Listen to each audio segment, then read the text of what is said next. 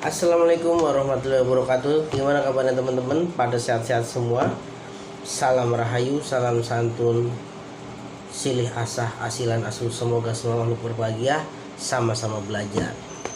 Pada kesempatan kali ini saya ingin edukasi atau sekedar ngasih info aja ya tentang sakit yang sering orang bilang ulah dukun atau itu santet ataupun guna-guna dan lain sebagainya. Kalau saya sih bilangnya non medis ya.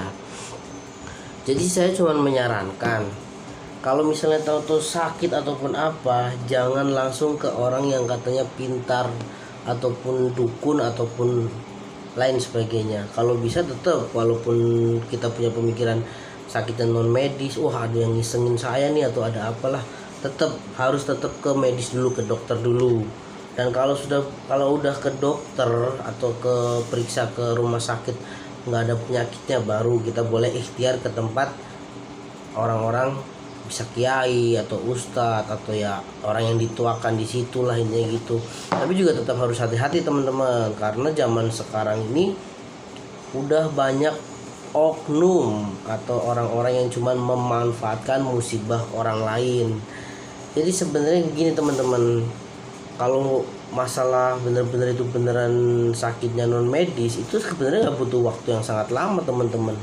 Karena menurut pengalaman saya, selama saya dikasih sedikit kelebihan sama Allah ya, kalau beneran penyakit non medis itu nggak butuh waktu yang cukup lama teman-teman. Karena selama ini saya menanginin orang yang bener-bener murni non medis ya, tanpa ada campuran medisnya, itu paling lama minimal 1 jam itu teman-teman. Jadi kalau misalnya teman-teman atau keluarganya ada yang sakit atau yang dibilang sakit non medis beneran ya, tanpa medis ya, terus dibawa ke orang pintar atau ke, ya sekarang juga banyak sih orang pintar yang pakai atribut ustadz ataupun kiai gitu. Nah terus si orang pintar itu ngasih ngasih tahu harus siapin inilah, siapin itulah. Nah itu juga udah termasuknya bisa disebut oknum, tapi nggak semuanya ya.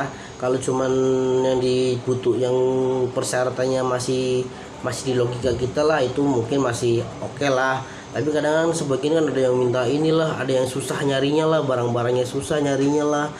Nah itu udah dipastikan dia memang nggak bisa teman-teman, tapi karena dia nggak mau ngakuin kalau dianya nggak bisa, jadi biar tetap orang-orang percaya sama dia. Padahal mah ketika dia nyuruh misalnya tolong cariin ini dong, apalah ramuan apa nih, kalau nggak ada ini saya nggak bisa bantu. Nah itu udah pasti dia sebenarnya nggak bisa. Atau yang bilang besok kesini lagi ya, itu udah pasti oknum. Tapi saya nggak bilang semuanya ya, tapi yang kalau ibaratnya banyak alasan atau apa, itu udah pasti oknum. Karena kalau menurut pengalaman saya nih ya, pengalaman saya pribadi selama saya bisa gitu loh ya, dibilang ngobatin atau apa ya nggak tahu lah, itu kan saya cuma perantara. Itu tuh cuma tergantung tingkatannya. Jadi ibaratnya saudaranya teman-teman ada yang kena ya guna-guna atau santet itulah, nah itu tergantung tingkatannya. Kalau yang ngobatin tingkatannya lebih tinggi ilmunya atau kadar kebatinannya, itu nggak butuh waktu lama teman-teman, bisa nggak nyampe 1 jam lah. Saya sendiri kadang kalau ibaratnya diminta tolong sama orang, kalau yang saya obatin itu ibaratnya dukun atau apalah, intinya jinnya lebih rendah kapasitasnya, itu nggak butuh waktu lama, paling mentok 1 jam itu udah selesai teman-teman. Jadi kalau sampai ada yang bener-bener berhari-hari itu udah biasanya emang manfaatin musibah orang lain. Ini saya ngeliatnya kameranya mana sih, yang penting saya menghadap ke kamera nih ya. Jadi intinya seperti itu teman-teman. Jadi kalau beneran murni non medis ataupun guna-guna ataupun santet, itu nggak butuh waktu lama, karena pada dasarnya ya itu perantaranya ya jin gitu loh, jin kafir ya kan. Jadi cuma butuh tingkatannya aja. Nah, Nah kadangan itu oknum-oknum itu mereka tingkatannya di bawah pelaku ya, ibaratnya di bawah pelaku yang ngirim itu. Nah karena mereka nggak mau ngakuin kalau wah ini mah hebat ini, saya bukan apa-apanya, mereka nggak mau ngakuin hal seperti itu kadang. Jadi seperti itu. Jadi akhirnya mereka alasan lah, oh mesti cariin inilah, mesti cariin ini, kalau nggak ada ini saya nggak bisa ngalahinnya gitu. Padahal memang dia emang nggak bisa ngalahin dan nggak bisa bantu gitu. Jadi seperti itu teman-teman. Karena intinya yaitu tadi gitu loh. Kalau masalah non medis yang benar-benar non medis ya, itu nggak butuh waktu berhari-hari. Karena selama saya bisa nih, saya selalu pasti nggak nyampe 1 jam, saya nggak nyampe 1 jam beres. Tanya keluhannya apa, jam berapa mulainya, misalnya ntar mulai sakit jam 10 apa nih, jam 10 malam, kita tungguin sampai jam 10 malam. Nah begitu jam 10 malam dia udah mulai berasa sakit, baru saya kerjain. Nah, nggak nyampe 1 jam langsung sembuh, alhamdulillahnya. Jadi intinya kalau sampai ada yang butuh berhari-hari itu udah, bukannya saya ngomongin ya, maksudnya kebanyakan seperti itu. Emang nggak semua seperti itu, cuman rata-rata mayoritas seperti itu. Kalau berhari-hari inilah itu udah fix nyari keuntungan dalam musibah orang lain gitu. Jadi seperti itu. Soalnya kalau mereka tuh kadang nggak mau ngakuin, kalau saya ngakuin. Kalau korbannya disenginya sama orang yang lebih tinggi tingkatannya, saya langsung bilang ke pasien, wah ini bukan level saya gitu, saya masih di level bawah dia. Jadi seperti itu. Saya pernah ngalamin satu tuh, belum saya tanganin gitu loh, baru minta tolong soal, adalah kenalan saya minta tolong neneknya udah umur sekitar 100 tahun lebih gitu. Kata dia sih neneknya punya pegangan atau apalah, dan hampir semua orang pinter di kampungnya itu nggak ada yang bisa nyembuhin dia. Nah, akhirnya karena saya penasaran gitu, ya saya coba bisa lihat fotonya nggak ada nggak gitu. Pas begitu saya lihat fotonya belum apa-apa, yaitu karena tingkatan dianya itu ternyata lebih tinggi dari saya. Jadi saya langsung terus terang, wah saya nggak bisa bang, soalnya ini bukan level saya jauh banget gitu. Apalagi saya benar-benar masih pemula ya teman-teman ya waktu itu, ya kan. Dan kenapa para praktisi atau yang bilang orang pintar itu mereka nggak mau ngakuin kalau pelakunya lebih tinggi dari dia? Karena emang mereka itu buat pekerjaan. Sedangkan saya, kenapa saya mau ngakuin kalau pelakunya lebih tinggi ilmunya dari saya? Karena saya cuma buat sampingan gitu, dan juga untuk menolong orang, dan saya juga nggak menerima bayaran. Jadi intinya dikasih saya terima, nggak dikasih alhamdulillah nggak apa-apa gitu loh. Karena emang tujuan saya ya biar bisa bermanfaat buat orang banyak gitu. Dan saya selalu ngewanti-wanti atau ibaratnya ngasih tahu sama pasien-pasien saya itu, ya pasien lah ya, intinya orang minta tolong berobat ya pasien. Saya bilang pokoknya jangan sampai ke orang pinter gitu loh, jangan sampai ke dukun gitu. Ada yang bilang berarti emang abang apa kalau bukan dukun? Saya bukan dukun lah, saya cuma dikasih sedikit kelebihan, dititipin sedikit kelebihan gitu. Dan saya cuma ingin memanfaatkan kelebihan saya ini buat nolong orang. Makanya nggak saya jadiin pekerjaan, saya cuma jadiin sampingan. Dan kadang pun juga yang manggil saya itu nggak semuanya ngasih uang, nggak semuanya ngasih apa. Ada yang sekedar ngasih rokok, ada yang sekedar ngasih makanan, saya terima gitu loh. Karena emang itu rezeki buat saya. Tapi saya nggak pernah minta mahar lah sekian. Dan selama saya ngobatin orang seperti itu pun saya nggak pernah siapin ini ya, siapin itu ya, saya butuh ini ya, saya butuh itu ya. Bahkan pernah tuh saya waktu saya dimintain tolong sama temannya teman saya lah, adeknya teman saya, anaknya rewel terus kata dia sih katanya ngeliat kuntil anak gitu ya. Kalau saya pribadi sebenarnya saya jujur, saya tuh nggak bisa ngeliat yang namanya makhluk halus. Saya kadang-kadang hanya bisa ngerasain aja energinya gitu. Terus ntar kayak seperti ada yang ngasih tahu wujudnya ini wujud ini. Tapi kalau untuk lihat secara langsung saya belum pernah sama sekali gitu. Nah kata dia anaknya kalau malam rewel gitu. Saya tanya rewelnya jam berapa, jam 9 lah, jam 9 kalau nggak jam 10. Udah yaudah kalau gitu nanti jemput saya jam 8 gitu, biar nggak terlalu lama di situ gitu.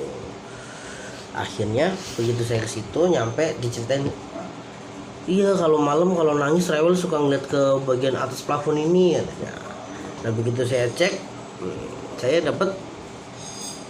cuman kayak dapet gambaran aja gitu. Kalau ngeliat secara langsung sih enggak, saya cuman dikasih tahu, ya ada yang ngasih tahu intinya lah temen bukan ya pokoknya susah lah jelasin pakai logika. Jadi saya seperti ada yang ngasih tahu, oh di situ emang ada jin yang menyerupai perempuan atau yang orang-orang sering bilang kuntilanak atau apalah ya, intinya seperti itu. Nah setiap kali ntar jam berapa nih, jam masih setengah 9. Nah dia tungguin jam berapa biasanya rewelnya, jam 9 gitu. Nah jam 9 tungguin, langsung tuh anaknya tuh yang tadinya tidur pules, dia langsung kebangun tuh, melotot matanya celolatan, nyariin ke atas.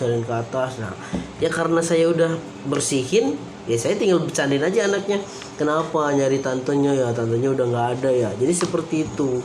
Nah saat itu juga malah anaknya udah nggak rewel nggak nangis nggak apa.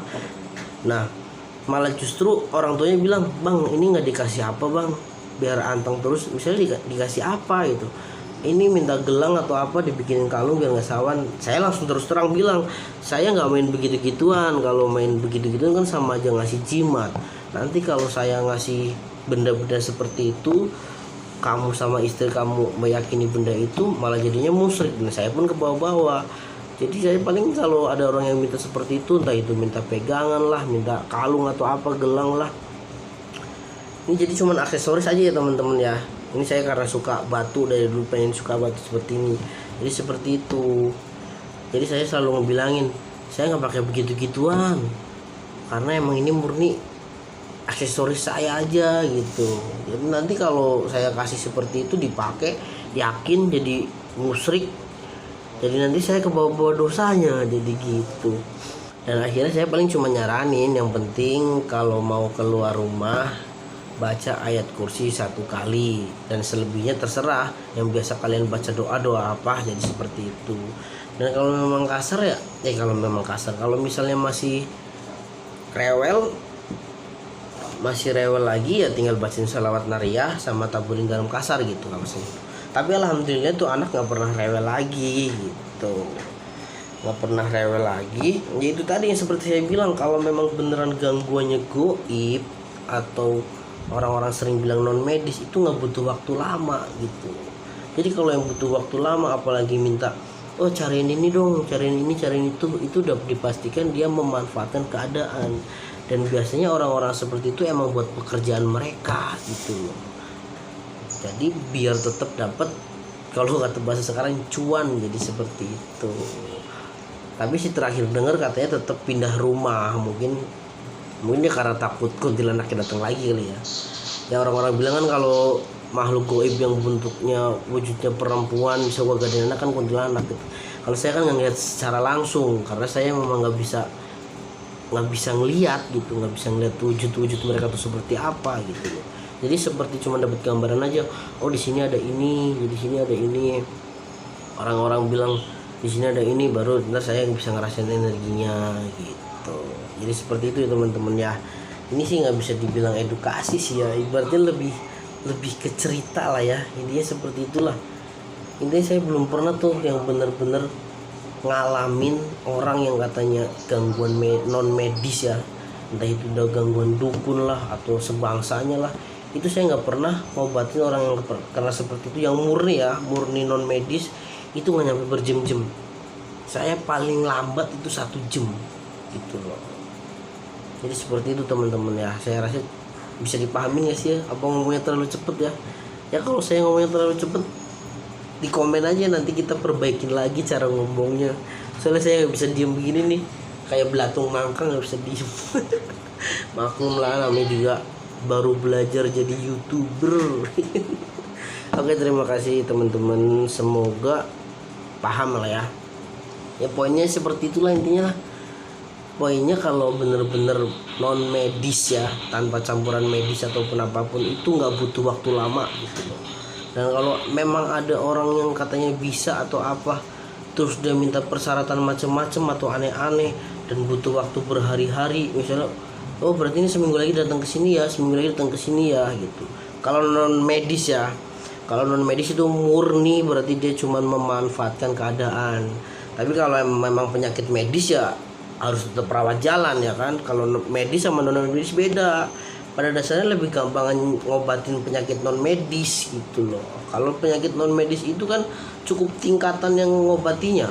Kalau yang ngobatinya lebih tinggi levelnya itu udah pasti gampang gitu loh.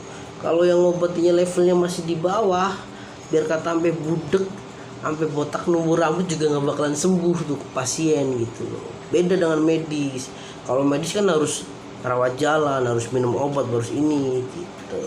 Kalau non medis mah nggak perlu minum obat. Kalau murni non medis gitu loh. Kalau murni gangguan jin ataupun dukun yang lain itu nggak butuh waktu lama gitu.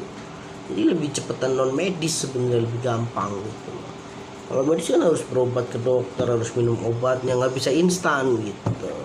Tapi kalau non medis, kalau yang ngobatinnya levelnya lebih tinggi, itu langsung instan sembuh di tempat gitu. Yang selama saya alamin gitu ya, yang benar-benar saya alamin. Jadi seperti itu ya, paham ya teman-teman ya, biar nggak gampang dibohongin karena zaman sekarang masih banyak oknum.